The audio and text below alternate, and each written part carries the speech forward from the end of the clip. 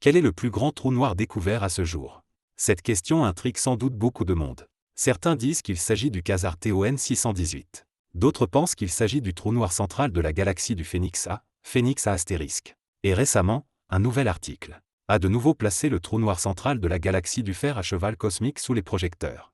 Alors, qui est réellement le véritable roi des trous noirs? TON 618, en tant que trou noir géant bien connu, avait déjà attiré l'attention des astronomes dès les années 1960. En 1963, l'astronome Martin Schmidt découvrit pour la première fois le quasar 3C273. À partir de ce moment-là, l'astronomie connut une vague de découvertes de quasars. C'est précisément durant cette période que TON 618 fut découvert. Un quasar est, par essence, un noyau de galaxie active.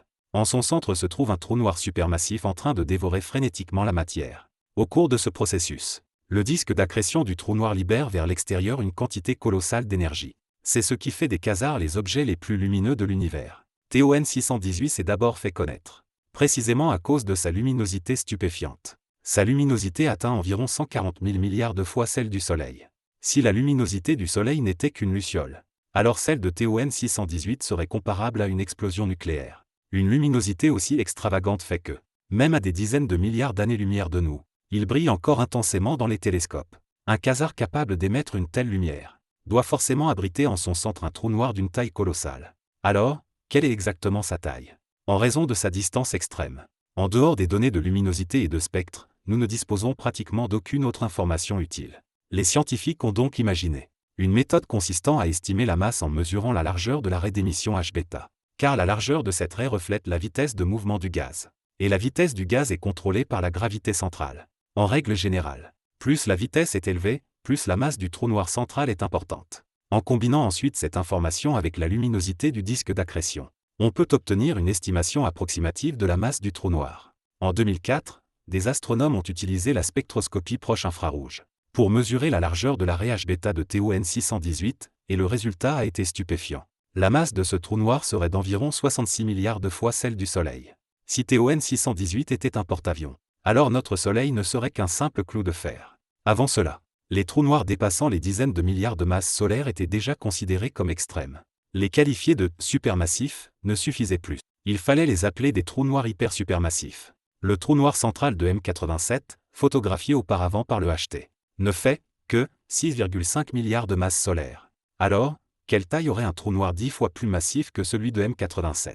En appliquant simplement la formule du trou noir de Schwarzschild statique, on obtient un rayon de l'horizon des événements d'environ 1300 unités astronomiques. Si TON 618 était un terrain de football, alors l'ensemble des 8 planètes du système solaire, y compris la ceinture de Kuiper, ne serait même pas sorti du cercle central. Cependant, le chiffre de 66 milliards reste controversé dans la communauté scientifique. Le problème réside dans la méthode de mesure. La technique basée sur la largeur des raies d'émission n'est après tout qu'une estimation empirique. Et elle est très facilement influencée par les vents du disque d'accrétion. De plus, différentes raies d'émission n'ont pas la même sensibilité au champ de vitesse. Par exemple, certains chercheurs ont ensuite utilisé la raie du carbone 4 pour recalculer la masse. Et le résultat a été directement divisé par 2. Alors que les débats sur la véritable masse de TON 618 faisaient rage, un autre challenger est apparu. Phénix A astérisque est le trou noir central de la galaxie du Phénix A. Il se situe au cœur de l'amas de galaxies du Phénix. Contrairement à TON 618, Phénix A astérisque n'est pas vraiment un quasar, car ce trou noir n'est pas très actif. Son taux d'accrétion est faible et il n'émet pas de rayonnement de niveau quasar. Pour cette raison, on ne peut pas utiliser les modèles de luminosité des quasars pour estimer sa masse. Il faut donc emprunter une autre voie. Les astronomes ont découvert que, bien que le disque d'accrétion de Phénix A astérisque émette relativement peu de rayonnement, ces jets sont extrêmement puissants. Ils ont directement creusé 2 bulles d'un diamètre de plusieurs centaines de milliers d'années-lumière dans l'amas de galaxies. Les astronomes ont donc commencé par estimer l'énergie libérée par les jets à partir de ces bulles. Puis, en combinant ces données avec la vitesse de chute du gaz environnant, ils ont rétroactivement estimé que le taux d'alimentation du trou noir était d'environ 3 à 18 masses solaires par an. À ce rythme, sans exagérer, s'il se nourrit ainsi pendant 5 milliards d'années, la masse de ce trou noir pourrait dépasser les 100 milliards de masses solaires, soit presque l'équivalent de 2 TON 618. En général, les trous noirs grandissent lentement en engloutissant des étoiles et du gaz. Mais Phénix A astérisque est un cas particulier. L'amas de galaxies du Phénix est rempli de gaz extrêmement chaud.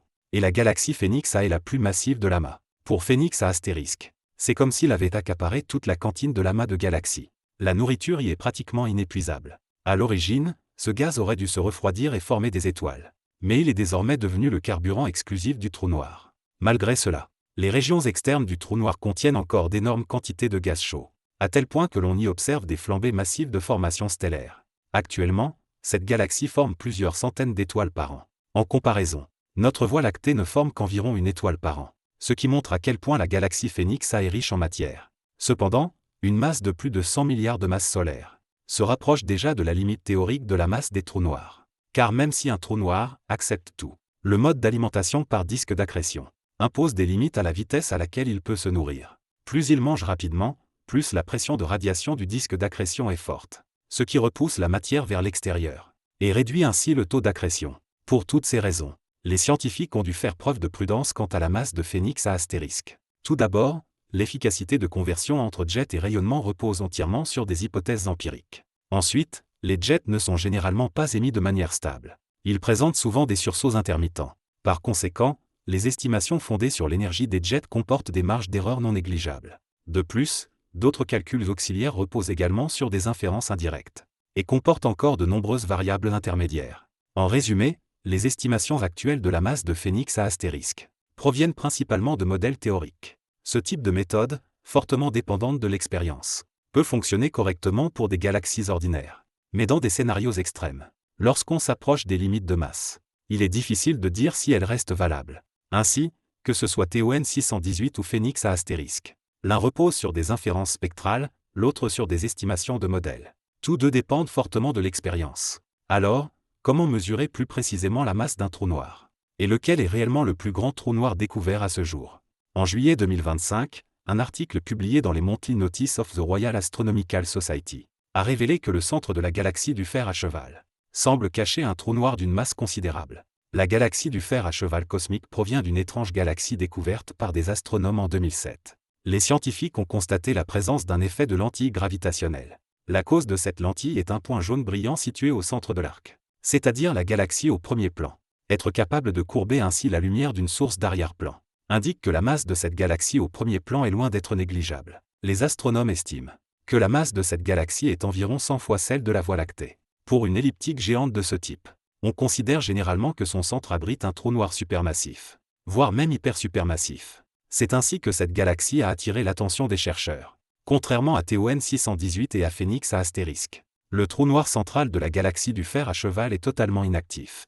Il s'agit d'un trou noir dormant. Par conséquent, les méthodes de mesure de masse utilisées précédemment ne fonctionnent pas bien dans son cas. Cependant, comparée aux deux autres, la galaxie du Fer à cheval présente un avantage. Elle est relativement plus proche de nous, ce qui permet d'essayer de calculer la masse du trou noir, en étudiant le mouvement des étoiles autour de lui. Cette méthode est appelée la dynamique stellaire. Comparée aux autres techniques, la masse d'un trou noir mesurée par cette approche est plus précise, et est même considérée comme l'étalon or.